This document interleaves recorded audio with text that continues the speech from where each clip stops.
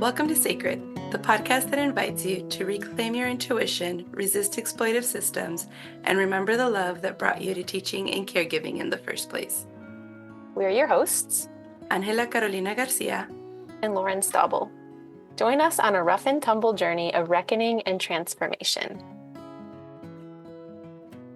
Hey listeners, today we are sitting with Sister Solana Booth, and we're going to ask her to introduce herself after the grounding in detail. At first we'll offer a grounding. So I'm feeling fire today. It's super hot where Angela and I live, and it was just something called me to light a candle for this episode. So as you are finding where you are, you might be sitting or standing. Just draw awareness to the place where you're sitting or standing. See if you can feel that thing underneath you. And then bringing your awareness to your breath. First, just noticing, how is it? How is your breath today? It might be bumpy or smooth. It might be deep or shallow. Just noticing. And then if that feels good, that's your excavation. You stay with noticing, stay there. And if you want, you can breathe a little deeper. See if you can breathe all the way to the pit of your belly. When you feel the breath there, allow it to warm your belly a little bit. And then exhale, feeling the cool air come out. And breathing in again, all the way to the pit of your belly. Feeling the warmth of the breath. And then exhale out, feel the cool breath exiting the body. And stay with that as long as it calls you. Feeling the breath all the way to the pit of the belly, and then exiting the cool breath. And as you're ready, coming back into the space, you can look around you and take it in with your eyes, or listen with your ears, feel with your skin. If there are other people in your space, you might make eye contact and smile. And if you're on your own, maybe just smile. Anyways. And we'll get started. Angela, are you? Listeners, we are so enamored with Solana and her work, and she is a healer in our world, and that's why we invited her here today. But her name is very special, and we wanted her to share with you her full name and the meaning. So, Solana, will you start us off? Yes. My hands go up to you. Thank you. Lugalam gam godam now qualis cloak alciam ais kotachi cialiasiam. Solana Ishtinia waji lachlim blue smoiked hiking dats and vega axe. My legaget come from Nooksack, the Salish Mountain people of Washington State, the Mohawk Bay Quint, where the peacekeeper came from, the Haudenosaunee of the Iroquois Confederacy. My legaget are also Simsian of Taquan, founded by my great-great-grandmother and her family by Orzo, or Canoe. My legaget are Bill and Mary Soch, Beatrice Erling, Rita George Anderson, Chief Sam George, Chief Joe Ortiz, Edward Mather, Alice Booth, Georgina, and Edward Atkinson, William Booth, and Violet Atkinson, Delalatku. White Owl, House of the Wolf, and Ganhara Dipteuku. Timakochi Chante Tanakuz Nalak Solda, Lani Limina Utsu Owl Miam, Dimgant Wal Nilawan. So my introduction and protocol explained in many languages my beginnings, my ancestors and clans, territories, and original names, first names. Then my Indian names are Solana, Ishtinewaji, Lachlan Blue, and Smoikid Haikenduts and Bega Axe. And I'll explain what those names mean. I also said from the heart of the prairie to the heart of the ocean, which is my teepee, to my canoe. Those are the names. The universe sings to my soul, because of God, it will be done, so be it. And being a mother of 9 and a grandmother of 2 granddaughters who are also future grandmothers in training, I'm radically humbled to be with you all today. And you asked a really good question about the names. So the names are very important to me to acknowledge and honor when I'm sharing my breath in a new way, in a good way, because first of all, the names are accountable and responsibilities and invitations and calls to action from my new house, from where my ancestors are coming from, in the spiritual, emotional, and mental place, and then for the physical name to come in the language of the land. So Solana is a word for God among the Haida people.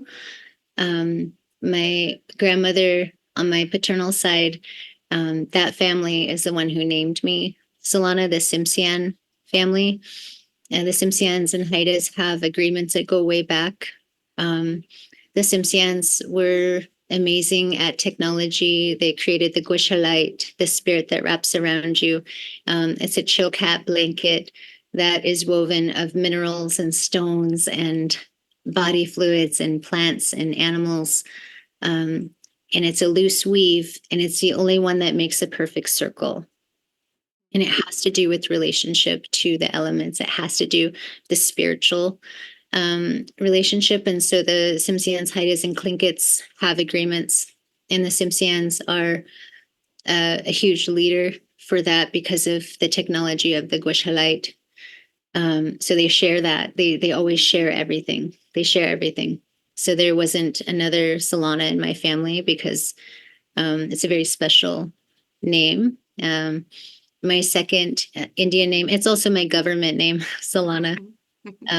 My second Indian name is Lachlan Blue, or sorry, Ishtene Waji, which is people from all over the world will come to me, to come through me to find a good way home. Like I'm that way home. And I have the elders' voice message audio of explaining it. And so I'll be sure to email it to you so you could hear it and feel the connection to land. You can hear the language is the first one of his tongue. He doesn't speak English that well. And how he explains it, like, gives me an amazing visual. And that is the way my work has been going. Palliative care, with death and dying, learning about bloodborne pathogens and steroids such as prednisone from such an early age as 3 allowed me to really learn that space of a way home. It's with my mom and then my eldest brother. And so Ishtinewaji is in the Crow language, and they're also a clan society.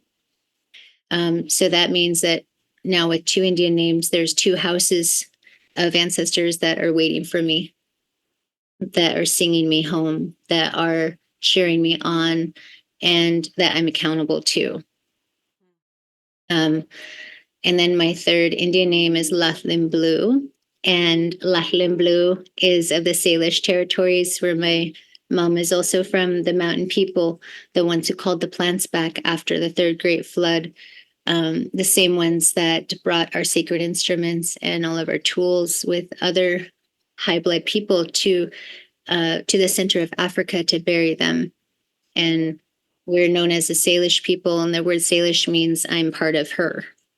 Like we are the same as Mother Earth, and that's how we called the plants back, because we know her. Like our creation came out of the mountain, so my mom's people were known as the wild ones because they came out of the mountain and they lived in the mountain. And then like we're able to establish, multiple agreements because they had the many medicines, all the medicine, they knew which of the medicine, they knew the order of the medicine and how that came to be, mother's breath. And so the work that I do with plants and entheogens, spiritual medicines, even sage and sweetgrass are entheogens, OSHA. I showed you some before we started the call. I like to associate that plant medicine with mother's breath. So I refer to plant medicine as mother's breath. Also, Lachlan Blue comes from the medicine blanket, the blanket medicine of like the multiple, like the weaving, like the guishalite. So the multiple relationships woven into a protection, woven into memorialization, woven into a family clan, woven into sacred, woven into swaddling a baby, like wrapping a baby, wrapping a grown man when he comes home, just like that blanket medicine. And also it's about recovering, like finding again, like Sawubona, going back. And so my my song that I have that's related to Lachlan Blue. So in order to get my Indian name of the Salish, it was right during the pandemic, and I was the only one that had a song that year. I was the only one that did the work that year out of all the houses. And it made sense because my grandfather's song of the Salish people is the anthem. So the relationship to song and the relationship to harmony of relationship is embedded in the sound, in the feeling, in the flow, in the posture of, the way the eagle hunts is the same as like where he goes up to the mountain and like breaks his beak off so he can live another 40 years. Things like that, like all Blufflin Blue is a lot. It has a lot of responsibilities, and it feels good because it's also my mom's territory. So we got my dad's and Crow and my mom's Salish, and then another one of my dad's territory. My fourth Indian name is Smoikin Hiken Datsun Bega Axe, and that means he who stands strong in the storm. And it just kind of speaks for itself because like I'm a traditional canoe family skipper. And so that's intragenerational peacemaking.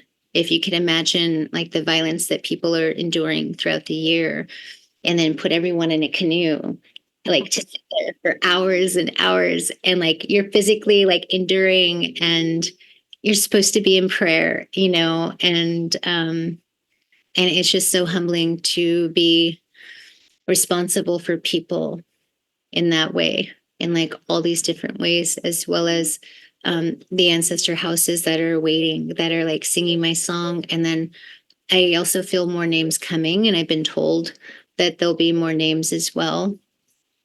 And so it's like empowering to be able to integrate not just the names and the lands and the territories, but the clans and the rights and the responsibilities, as well as the relationship to the wisdom, as well as the relationship to the ancestors and to mother's breath, and how there's so many similarities, especially in the saltwater people.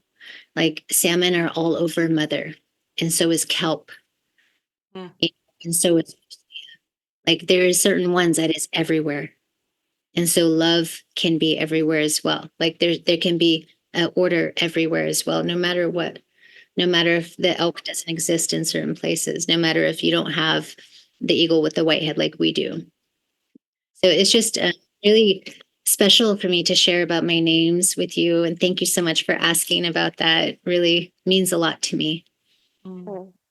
Thank you. Thank you for sharing. I feel like just more called to like honor even my own name because of your honoring of your name. Yes, please do. So thank you. Yeah. Thank you for sharing. What And is what is your name? What does your name mean? it's Angela Carolina Garcia. Angela. And Angela is angel. Oh, Um, and Carolina was my grandmother's name. I never have thought of looking at what it meant, but my grandma was a healer, a Native American healer, that where the border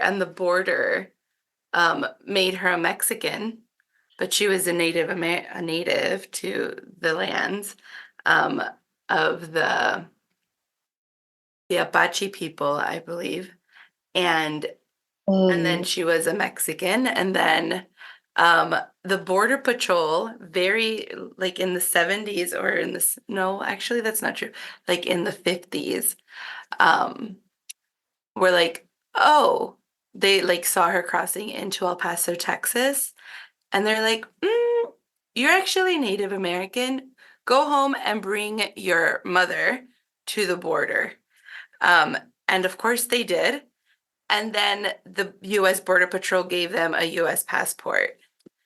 And then they were able to have US citizenship and still live in Mexico. And so it has made my family's way of moving in the land the way that my ancestors have moved the land in a much more easy way with the current policies and politics. Yeah. So gosh. that's my grandma's story. So, Love it. Thank you for yeah. sharing that. And that Um, is, yeah, I love that story, that refuge. mhm. And then Garcia is my paternal grandfather's last name, and he was the caregiver of all of his family.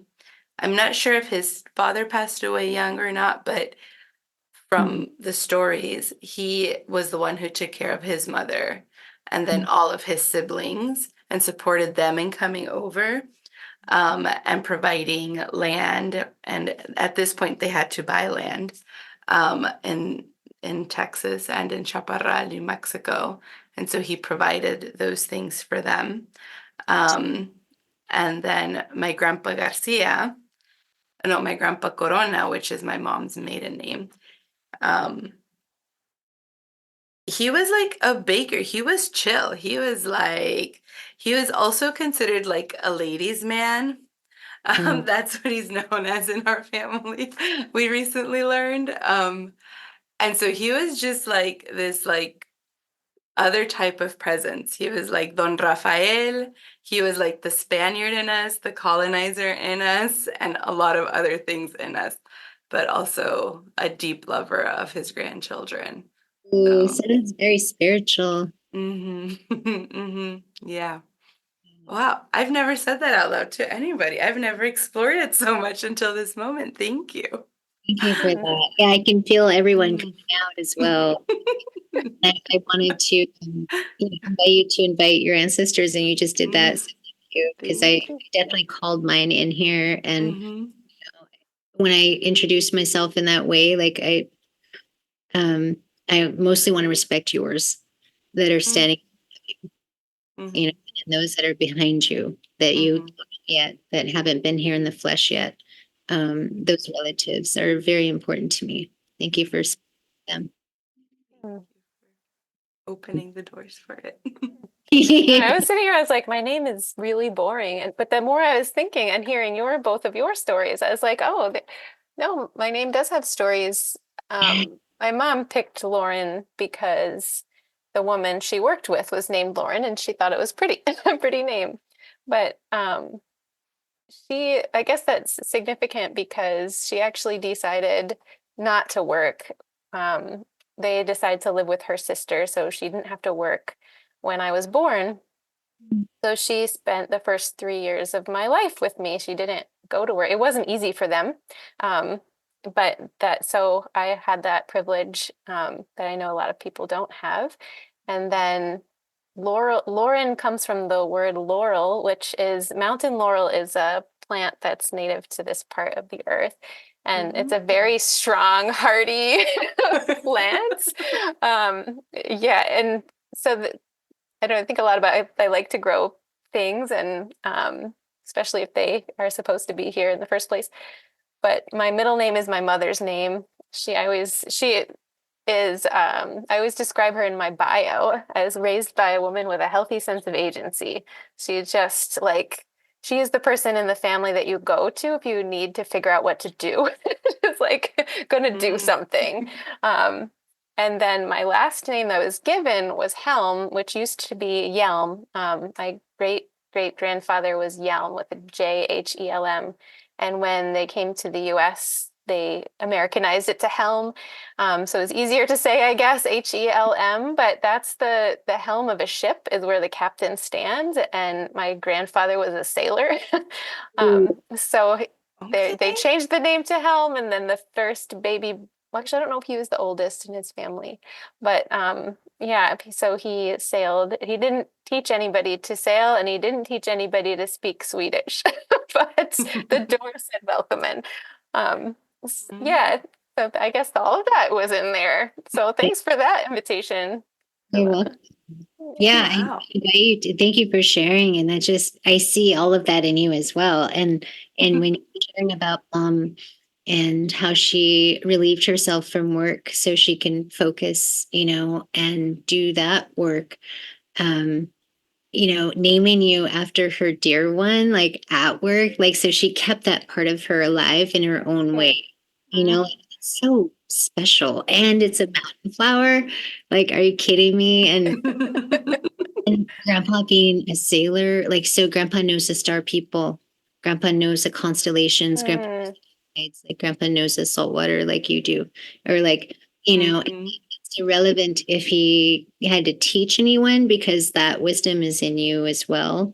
And I've learned that being a traditional skipper, it's been in my blood, the high bloods and the lineage, and keeping the canoe alive. No one physically trained me from my lineage. But once I really started doing it and being it, then like I would remember the songs. Like then I would remember what it felt like for them. So like, yeah, your epigenetics is like on point. And yeah, that's just so beautiful. I love the stories behind your names, and I encourage you to feel it even more, and honor them in your own way when you choose yourself, and yeah, let people feel that too. Thank you.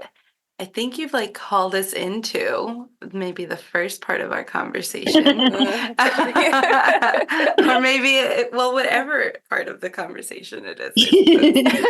But how might we sense into ancestral knowledge rather than reinforce survival mechanisms that no longer are serving us?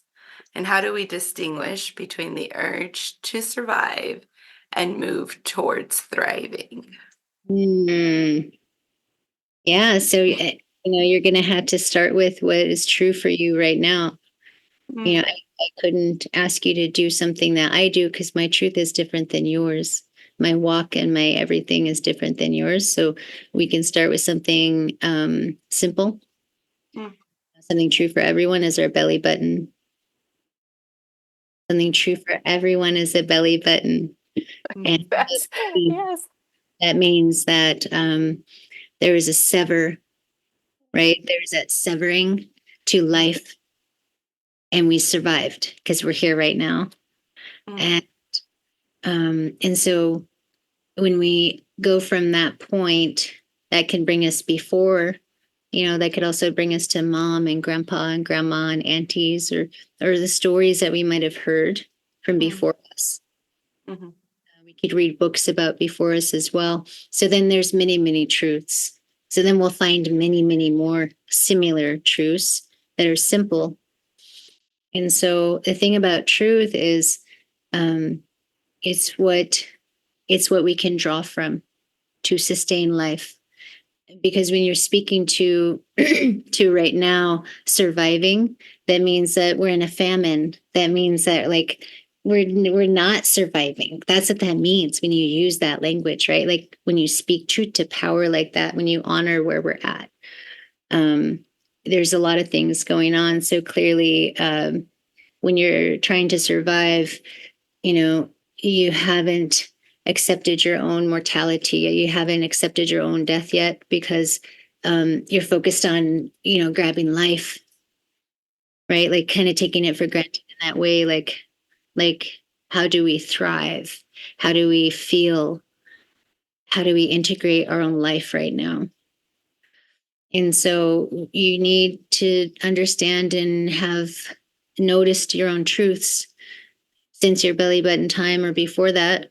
So you have things to grab onto that are good, and an awareness of things that maybe didn't feel good. And realize that it's okay. Number one, right? Like to not feel like you're living and to not feel like anything is happening because of the corruption of the system, the corruption of society, the corruption of intergenerational trauma, the corruption of all the isms, the corruptions, and it just reminds me of what happens underground, with the dinosaur plants, with these plants of how, when you go to harvest some of them, like the trillium, the skunk cabbage, the hellebore, the osha, when you go to harvest them at the top of the mountain, so over 5,400 feet up, they clam down in a way, like they'll detach themselves and find more space. The root of the medicine that you're looking for will detach itself and find more space. Even though there's weed roots everywhere as well. There's different kind of roots down below as well, and they get entangled, and so there's all this underground entanglement. But above the surface, like we'll see the flower and we'll see the weed, or we'll see the medicine and then not the medicine, right? Like help us live. Medicine that we're wanting, the medicine that we're needing, the medicine that our bodies are calling for, the medicine that's here for us. You see, the Western medicine world is a synthetic of Mother Earth's medicine. The prednisone steroid is a single alkaloid steroid that was synthesized from Indian hellebore, which is a double alkaloid steroid. Our technology cannot synthesize real, right? So it's like a lie. So there's a lie and there's a truth. And sometimes we need a lie. Sometimes we do, because people don't remember the mountain. People aren't remembering yet. People aren't asking those questions yet. Like when you talk about being in a famine, like wanting to not just survive, that means we're in a famine. So then we could look at which plants are the famine plants. And that's the skunk cabbage is one of them. And that one, when we would gather the whole plant in the early spring because of a famine, right? Like we just made it through a rough winter, and now it like skunk cabbage flower is coming, like it's time to get it. And it's such a hard root to gather, but it's so worth it because that plant, the entire plant from root to flower, is to thrive during a famine. So energy, oxytocin, like holding, entheogenic, like love, like when you inhale the skunk cabbage root powdered, it's the most gentlest experience ever. Oh my gosh, it's such an entheogenic experience because when we're in a famine, it feels like we're in a foxhole. I'm not a veteran. I'm not a war veteran, but I work with war veterans, combat war veterans. And I'm not trying to be political, like talk about war or anything. I'm just saying that the violence, the emotional, the mental, the sometimes physical violence of accident, ailment, injury, or disease, Right. can feel violent, and we don't associate that. So when we don't know how to protect ourselves, it's easier to be attacked. It's easier to not know that's going on, right? When we haven't integrated the violence that's already in us, then it's easier to be in a famine. And it's okay because everything does start in the spiritual. Everything does start in the spiritual. Then it moves, then it moves to the emotional and the emotional. And we are mostly emotional people. We're mostly emotional. And then the physical starts to form. Air is the last thing. Air is the last, like air is the most specialist of all because air is the only one that can manipulate the water, right? Like you could put fire on, and things. And so when we talk about like wanting to just, wanting to thrive and not survive, it says, it speaks to where we're at, and it speaks truth to power of how vulnerable. And when we're vulnerable, it's the most like strongest. It's the most strongest when we're vulnerable. If we begin to integrate these things that have already happened in us and continue in that dark place, I mean, clearly, because we're coming from a dark place, just as our ancestors did, know what's above ground. We can walk Mother Earth and see for ourselves the order that she has. We can walk Mother Earth and see for ourselves the medicine that she's offering us as we're underground. And so I appreciate that that question, because I want to put it into a context and like a framing so that we know our resources. It's reminding me of, thank you for making that accessible. Yeah. It's reminding me of even something that we talked about in episode 1 on about Dr. Lee was talking about how children see nature everywhere, even in the middle of the city. They'll stop and crouch down because they see a tiny little ant, and then there's a little thing of grass coming between the sidewalk crack. But that it really is everywhere, right? It's if we see it, if we pause, right? If we make space for it. Yeah, thank you for that. And I just had a conversation yesterday about how, no matter if you're deep in the woods or living closer to nature, or in the concrete, nature will find a way to find you. Like nature finds a way. Like the dandelion will bust through the concrete. Like the truth will bust through like all that synthetic. Like I think of concrete, fake mountain, right? Like fake. It's alive, the mountain, because it's supposed to hold us the way she does. And it doesn't work because mother's like, okay, enough. I'll do something, We do.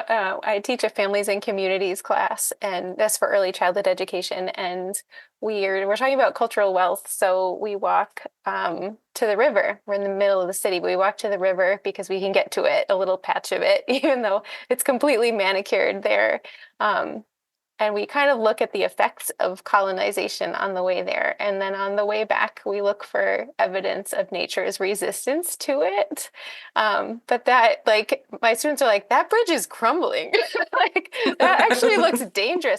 But so it even is making me think of like the darkness that you talk about of like, that seems dangerous. That thing that we're so used to that's like so solid is like actually crumbling. There's something so much more powerful than concrete but we don't know it, right?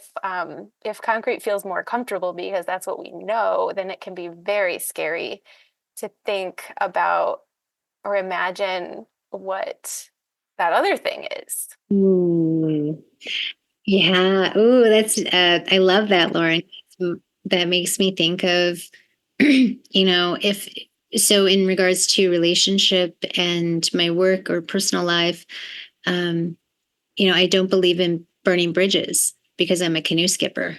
And so, you can burn all the bridges you want, but there's still a way over. And I feel like it's that relationship and the lacking of integration because of lacking time or space to be able to do that work is part of the issue, is like the main part of the issue. And when I think about what's happening here in the Turtle Island with, Indigenous and, the genocide and the boarding schools and extinction and that. It just reminds me of like our relationship is reality. And when we talk about early childhood education, like the science of early childhood education, that was my first degree, was ECE special ed. And I got to become a Head Start director at some point and like really work all over, and then birth work. And so I love it when you share about the babies. It just reminds me of like that initiation of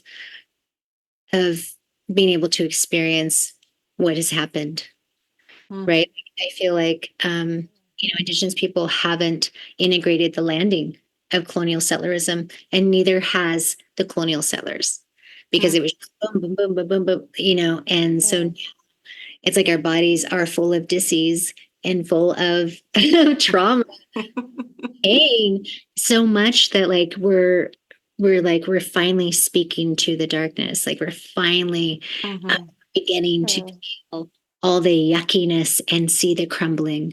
It's important what you notice when you're outside. It really is. It's like so crucial what you notice when you're outside, because the star people are always watching, and like nature is always responding to us, to us specifically. Yeah. Mm. It's making me think a little bit of young children and maybe we can explore it a lot more in depth with you, because you're the person that I would love to explore it more in depth with. But I think a lot of themes that come up in our conversation are young children are our teachers, in the sense that they haven't been colonized, they have probably experienced some sort of harm and trauma because of the traumas that are happening in the current famine, as you named. And yet they model so well for us how to be in this moment and thrive in it and notice the things. And I'm wondering if there's a way, if you can, like, what does that look like in, or how is it taught to, I don't even know what the question is, like, how do we undo ourselves to be there with them, Hold them. to learn that? Mhm. I don't know what the question is, but that's where like my brain is all of a sudden. Yeah, I'll just respond, and then you can Great. tell me like, oh, now I can refine it, or that answer. Like I'm totally open to that, because I was feeling it, and I do understand that you didn't word an actual question, but I feel it, and so I'm just going to go. Okay. All right. Okay. So what I heard you asking about or feeling into was how do we grow and cultivate children's authenticity? Because at a certain point, you mentioned them being colonized, and of course they're born in pain because we are in the famine. And so it feels like the question that you're sensing into was, how do we grow and cultivate that authenticity and actually lean into them being here as our teachers and us being accountable and responsible in that agency. Because right, like, because it sounds funny, right? It sounds like it's not. It's like, no, babies are here to teach us. So Indigenous values have always, like, I knew I was an Indian when I was a little girl, and there's a lot of racism stuff happening. So I had to squab every day just to play. Like, it was agreements that we made. Like, we squabbed and then we got to play. And then like, there was more agreements. Like, okay, if you're gonna all jump me, like, I gotta bring my brother, or do one at a time. Like, it was just like crazy. making agreements through the violence, Mhm. and still not like assimilating Mhm. Mhm. mentally or emotionally. It's like, okay, I'm going to do what we have to do here and still stay true to myself because I have a purpose. I'm taking care of my mom, remained curious about learning, and for me, how I grow that in babies and people, because people are not, the grown-ups are not, beyond repair. Okay. Correct. So, Right. They are I, not. I do love focusing on the babies because those are who I fight for, who I fight to love every day. And because it's a baby in me as well, that's like really doing that. And um, so how I grow that is, number one, like you started to speak to, is like a work, whatever causes pain, whatever causes you to like be upset in a moment, in a response to something, especially from children, is a time of truth for you, um, to know that that conflict is the healing, that there is something there for you. This baby is like generously helping you find that exact spot. Could use could use some support, because that's what they're needing. And it usually works out that that from birth, from gestation, birth, and on, it's, the moments that we feel that from them is also a moment in us at that age, is also telling of that. So it's important, if you could classify babies as like, like developmentally, at this age, they have this much formed in gestation. This is formed at that time. So it's not going to be fully developed yet. So you can really break it down scientifically and then decode it into yourself, using that same model as like what this baby is causing the emotional experience to be. And what helps them the most is is not just a gentleness, and not just a just, like a fair, like an equitable posture, rather a real, I want to say like mushy, like wetland, swampy, is the holding that you can do. Because when we look at babies now, early childhood, oh, that sounded cute. That's Charlie. Hey, Charlie. Cute. Um, so early childhood, where are we talking, up to age 3 or 5 or 8 or 10? What part of the brain are we talking about the most here when we're referencing the babies and being the teachers? They're always the teachers. Number one, like they're always the teachers until they can, until they themselves can protect babies, until they themselves can look after their elders in a stronger way. Um, and that's the telling part here. And so the one of the ways that I love cultivating and growing that in them is, knowing, number one, that a raw wound, an open, raw, sore wound that I don't have right here, but if you can, imagine that, will become extremely aggravated and agitated, even with a gentle breeze, even with a cold pack, even with medicine. Okay.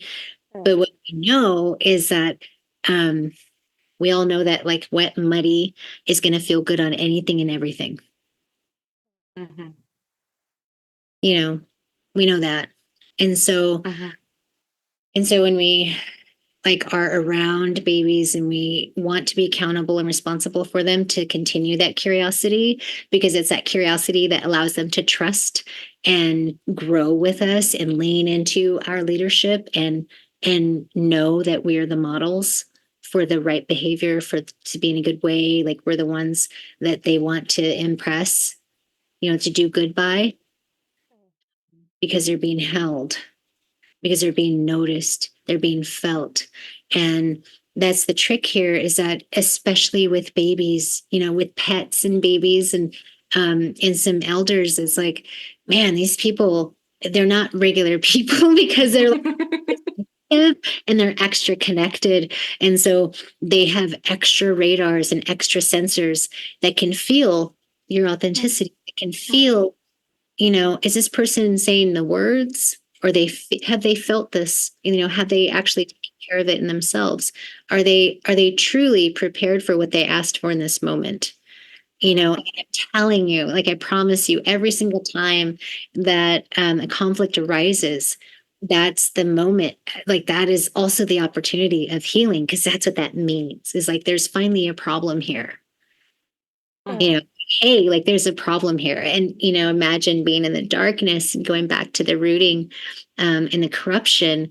It's like, oh, there's a problem. I can't go that way, right? Like, oh, okay, go back this way. Oh, got to detach, right? Like so it's really important to pay attention to when those opportunities present themselves, and also what happened before and after that, but mostly what happened before that, because you could, if you zoom away from your own experience, from your own whatever encounter is going on, you zoom out like from an eagle's perspective, and look at the bigger picture and realize, okay, yeah, I did ask for this. And okay. Yeah.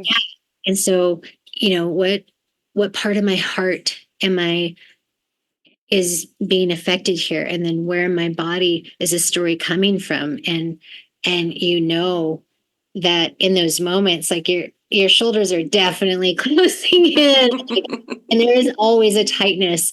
And when we're talking about babies, especially ages 2 to 5, there's especially brown and black babies in Turtle Island here.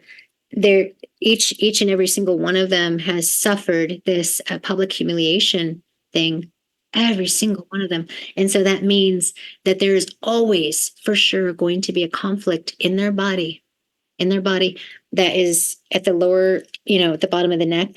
I have that. And in the bottom of the spine. Mm-hmm. And every single one of us has that issue because of that age. So we have to know that our babies are coming through with everything for us, for us back to our things that we can still integrate and help them. If we are able to do that work and realize, not just that this happened at this age, but at what part of the gestation did this part of the body form? What part of the brain is related to that function of the body? So, okay, so 10 weeks gestation, and then by 36 weeks, it's fully developed. So around the 10 to 36 week age, you can help mom with that issue. Prevent placenta previa, possibly prevent other birth outcomes as well. Like there's so much to be done if we just stop and notice some things. Oh, and it's free. It's free to do. Like it's a natural process that people have forgotten about. And so our babies are here to remind us of that natural process and the order that we are here to serve them. We are here to serve and protect babies and elders. They're going to their new house and they're just getting here. Like we're trying to prepare the babies to go to their new house in a good way. Like that's it. Like leave this place better than when you got here. It's a collective thing. Like babies are so collective by nature. Like this one's my best friend because we have the same color shirt, right? Like everything super matters, like they're showing us constantly the truth. Their actions are truth to power, to our own powers. I just appreciate that question because I love my children are like my favorite people. Like they're so intelligent, it's ridiculous. And, they're the only ones, that could really like make me sweat. Like missing people and hundreds of whoever and providers and dignitaries and what have you, and like be cool and be okay. And then like once all the babies are around, and like I have to make sure everyone's okay. Like ooh, like it just feels like skipping the whole time. Like it's just so amazing because I've gotten to really know that truth. And because when they get to be their authentic selves, they are emotionally intelligent. They are very spiritually connected. They do understand and know that everything does happen for a reason, and they're able to discern different realities. Like, so they're able to hold, and like, I don't have to lead a conversation to do that work when the conflict is down. Like I might just like make a sound, respond, give them some feedback that says I'm here and I love you, and this is what's happening, and however long this takes, like this, I'm just noticing, and then boom, like they just it the dialogue and the immersion of healing and resolution and reconciliation is already part of our process. But it's because I had to, and I got to willingly and purposely and tenaciously do the work, and radically accept and like really pay attention, and I can't afford anything else. It's like they're the weavers of this muddy blanket.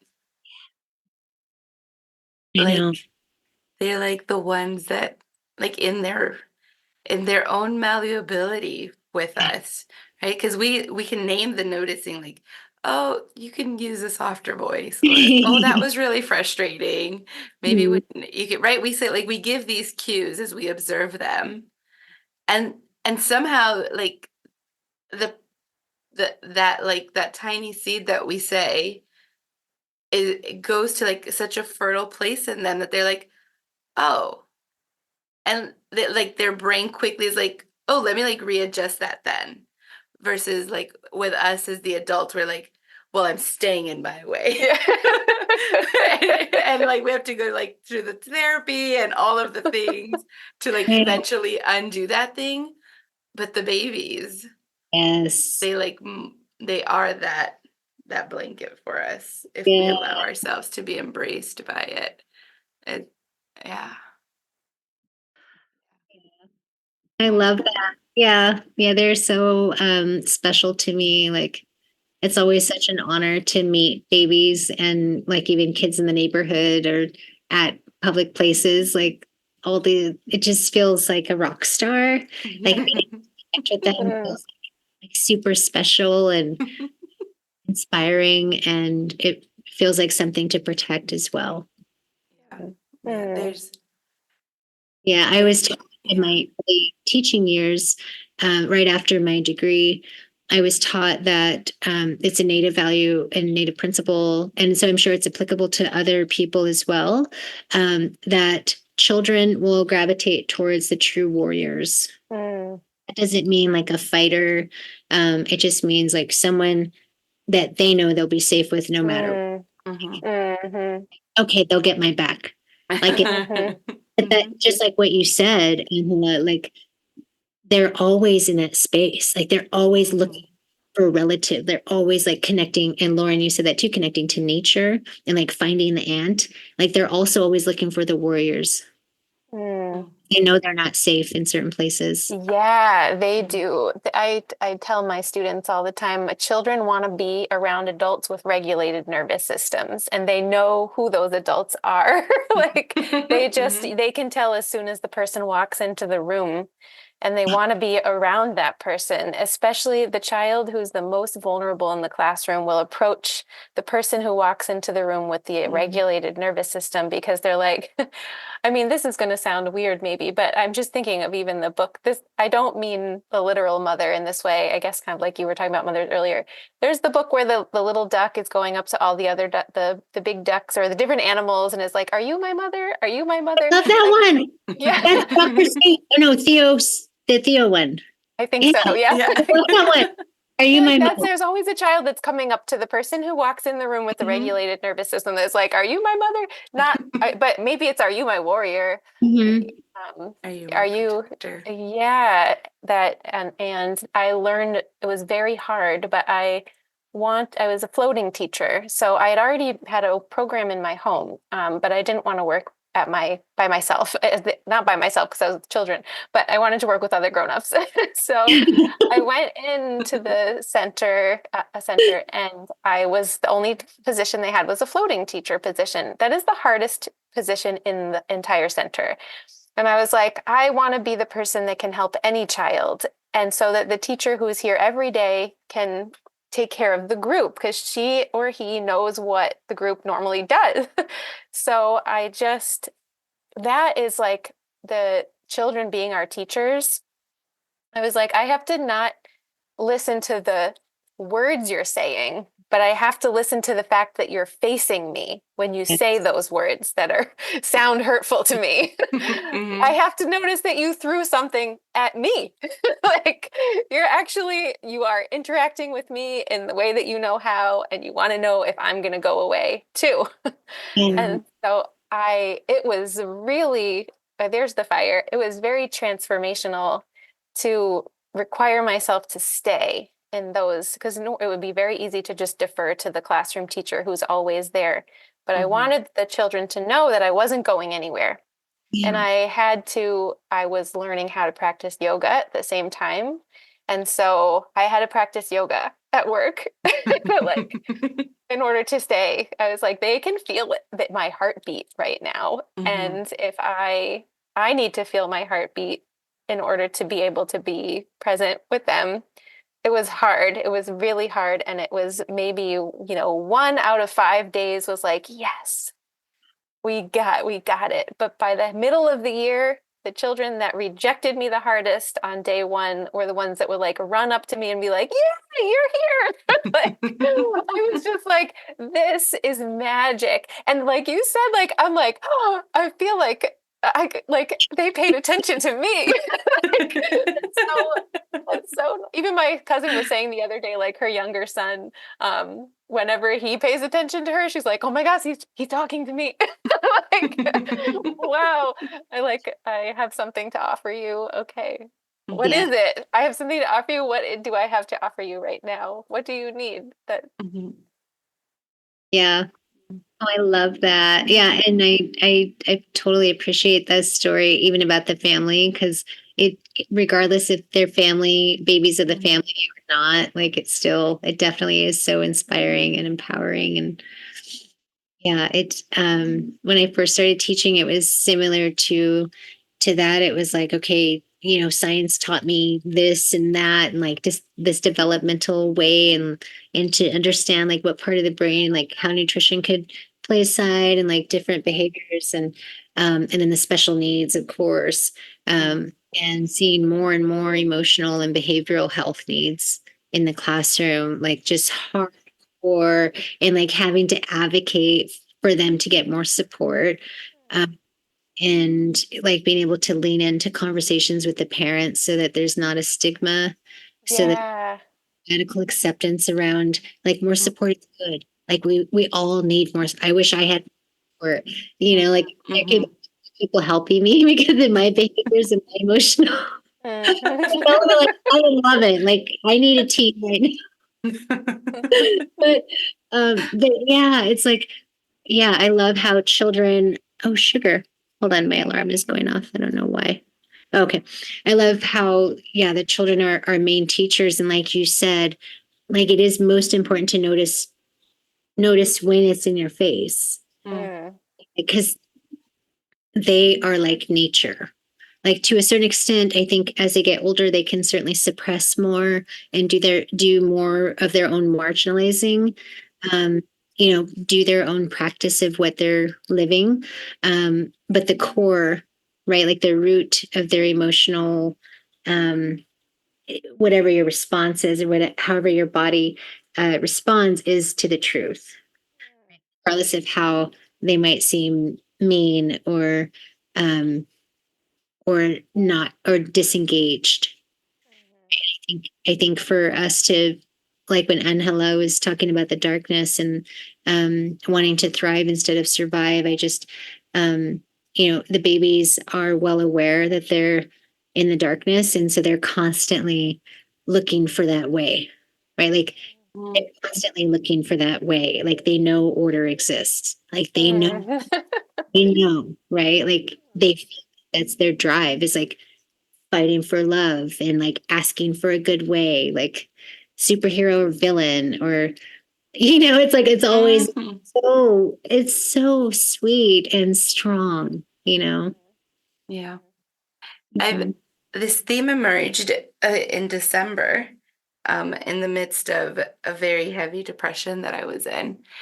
And Lauren and I were talking, and I must have been doing something with the Acosta Institute and um, something with Brother Bayo Akumalafe.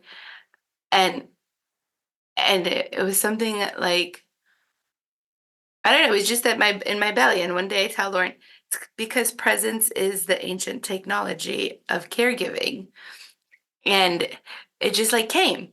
And it's come up in this season of the podcast a few times now. But the more that I hear us in this conversation,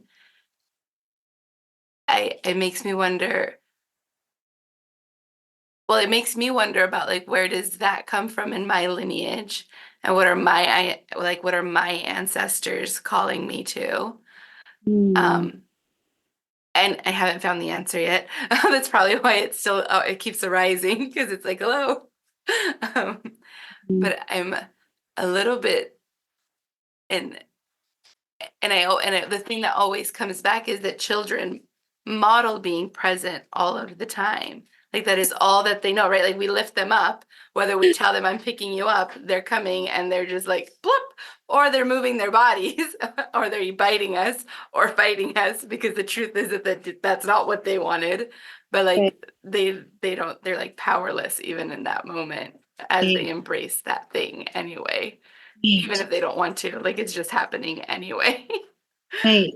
and and so, like, sitting with, like, it's happening, like, there is disruption, we are in a famine, we are in the midst of surviving. Mm, And so then, like, how do we then see what our resources are in this darkness? yeah. Well, I think you spoke to it, in the beginning, you started sharing about this feeling in your body, like that felt, uh, Mhm. and when I did the certificate program with Acosta, I reached out to him and I was like, bro, like, hey, healing centered education is undoing the sexual oppression. Mm. Centered education is undoing, you know, the segregation of self. Healing centered education is undoing, the brutal separation between mother and baby, and not just the genocide of the indigenous and the black and everyone else, but among the territories, but the industrial revolution, like everything here in the States, in the USD, right? Like in where we're at right now. So for me, you spoke to it just now, like that presencing, feeling it in the body, because that part of us, of every single one of us, that part of our body is a regenerative part. It's a regenerative part. For men, it's daily. For women, it's monthly. Mhm. Regardless of the identity, our bodies are that way, regeneratively in functioning in that space. Mhm. Okay, so yes, like it's finally coming to conflict because it's time to heal it. It's time Mhm. to begin our regenerative wellness again. Like Mhm.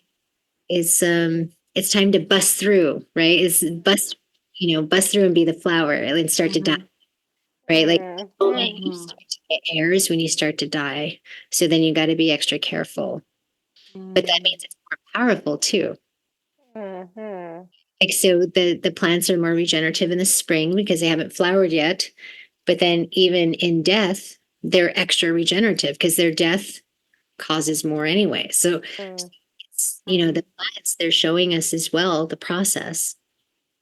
And babies are Mhm. here to demonstrate what it can look like. Healing is messy, right? And sometimes Mhm. it Mhm. feels messy because doesn't it feel uncomfortable when you have to pick up a baby, a young person, because of a tough time. And then, instead of them fighting, they just kind of freeze and go limp, or like that. It's like, oh my God, like your body just shut down, like, Mhm. my gosh, and I've never felt that, but I've seen it. I've seen Mhm. Mhm. I could feel that. And it's like, oh man, like, oh, this poor baby. So at that time, that their PTH hormone is already getting taxed because of the amount of adrenaline and cortisol being, robbing the adrenals and robbing the thyroid and not being able to feed the thyroid. So then it's just a number of things going on. And considering the emotional conflict, like the origin, Mhm. what this is Mhm. from. And then you being the interrupter at that time. And so during those times of us interrupting their process, like how, like the more we heal ourselves and the more we have regenerative wellness, the easier we won't only disrupt to cause the conflict of healing, but be able to Mhm. keep going, like be able to just keep, you know, like the Mhm. flower dies before the fruit comes for a reason. Mm. So the disruptions are completely necessary. The interruptions to suffering are completely mandatory to healing, being the conflict. And Mhm. so, if you understand that natural order and see exactly how babies are demonstrating that process, but knowing first, in ourselves, like the regenerative part of us is the reproductive system. Mm. But we also need our heart, right? We also need our lungs, like we need our air, we need our fire. Like there's just certain parts of us that we really need to tend more to during this phase, because we do not need to keep producing the same the same Mhm. same Mhm. somatic spoilage. Right. Right.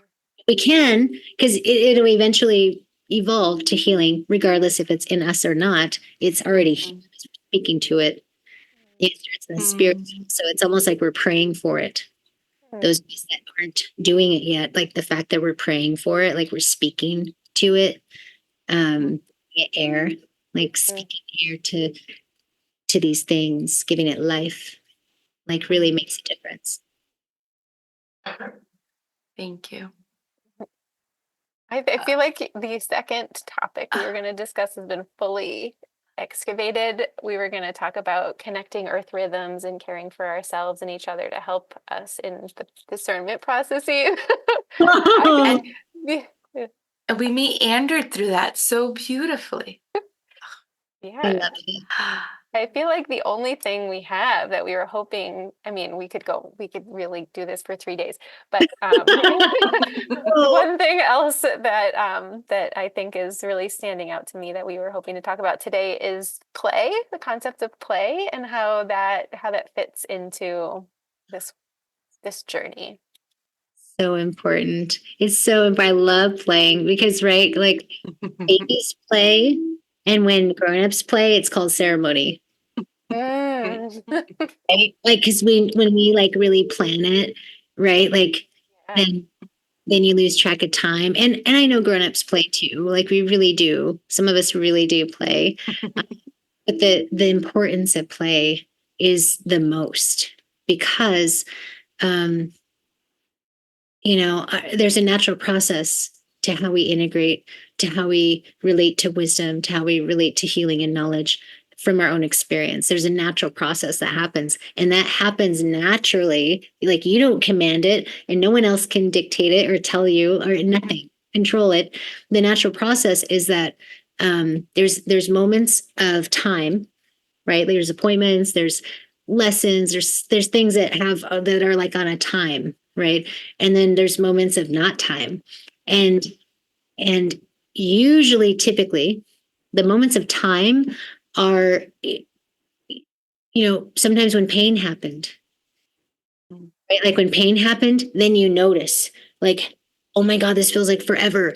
Or like, oh, like when you're enduring, the suffering, the time, laboring, right? Like you can lose track of time, definitely, but like pain is definitely related to time, Because even like in our emotional memory, we will be like, oh my God, I remember, this injury that happened when I was 8, or like, I don't know, it was before I was 5, or right. Like, but there's always times associated to pain. There's always times associated to pain. So the moments of playing or ceremony for grownups as well, playing and ceremony. And I would say that children's ceremonial practices are the playing, because what they do is they go into where time doesn't exist so that they can act it out, and that's all they're doing. And so they're just feeling it and acting it out, and they're playing. And for them, it's so important, and you'll see it, you'll notice it, is that a lot of times when that child is really got something to work on, like really, really work through, that's so important for them to process their life and their world and their reality, it has to be a special someone. Like, it might be a couple different people, but it has to be like one of those people. And that's telling. Remember how we said like they're the teachers. So as grownups as well, for us to go into special places of our heart, it has to be a special person. It's not just everybody that can take us into that pain. It's not just everyone that can help us explore and act out that reality that we're trying to process and learn from still, that we've lacked integrating, right? Like, we didn't get to play it, right? Like, so playing, when babies are playing and there's that losing track of time, during that losing the track of time, however long of a time that is, that's when our brains and our bodies are doing the integrating work on its own. So the more times that we have, especially as grownups too, because it's so integral to helping the babies, the more times that we have of not having time, of losing track of time, like, the integration and the process for us is even more so, because we're more complex. We have different understandings now because we're grown up. We have different experiences. We have different purposes. We're not just about ourselves anymore in that way as babies are, right? There's different just about ourselves time. And so babies, they're modeling that whole natural process for us so graciously and so importantly, because you'll notice the babies, when they get to a certain age, it's hard for them to play. But there's ways to get them to play again. There's things that become fun for them, right? Like, they might not believe in pretending anymore, but nature is right here.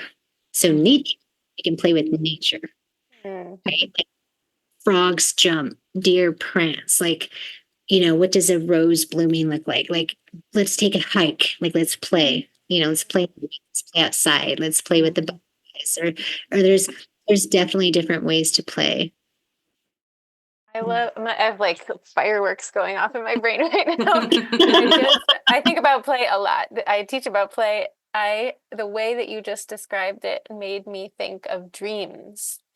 Like, play and dreams, there's something very similar there about the, like, time isn't necessary, awareness of time isn't necessary. Even the way you were like moving your hands, almost like I always think of water when I think of dreams, like the way that so now I'm really excited. I feel like think about this. Okay, for the next 6 months, some provocation for me. Thank you for that. Thank you so much. And again, the example of playing in nature is the flowers, right? Like, through erosion goes the seeds, right? Through the bumblebee playing, right? Like, through all these different natural processes comes the trees, right? Like, comes the four-leggeds, comes, and so it's everywhere for us already to be modeled. So there's so many different ways to play, and I'm glad that you're playing a lot. Like, it's so important. So amazing. This is one of the ways that we like to play. So thank you for playing with us today. Oh my gosh, I love playing with you. I'll play with you anytime. This is awesome. Wonderful. Yeah, it's like really nourishing for me. Well, good. Oh, yay. In a circle. Yeah. Is there anything else that Angela or Solana, before we close it out for today? I am full. I want to invite us to open our shoulders back a little bit and Oh, yes. kind of drop our heads back. It's very uncomfortable, but just allow it and exhale however you need to, and then relax your face and keep it pulled back for as long as you can. And then take another breath and wrap your arms around yourself for a hug and move, slide your hands on your shoulders, kind of rubbing or firming, kind of squeezing a little bit. And just enjoy this embrace. And I want to thank my ancestors for being with us today, and thank yours that you spoke to so graciously and lovingly. Thank you for inviting me to play with you. I truly enjoyed it. So awesome. And thank you for your work. Thank you so much for what you're doing. Yeah. Thank you, Solana. I will. And thanks to our listeners and for listening. To keep the conversation going and for monthly reflection prompts related to each episode, sign up for our mailing list. And if you want to play with us in real time, exploring the ideas in the episode, please come to the next campfire chat. We look forward to our next sacred conversation with you. Check out the show notes for details.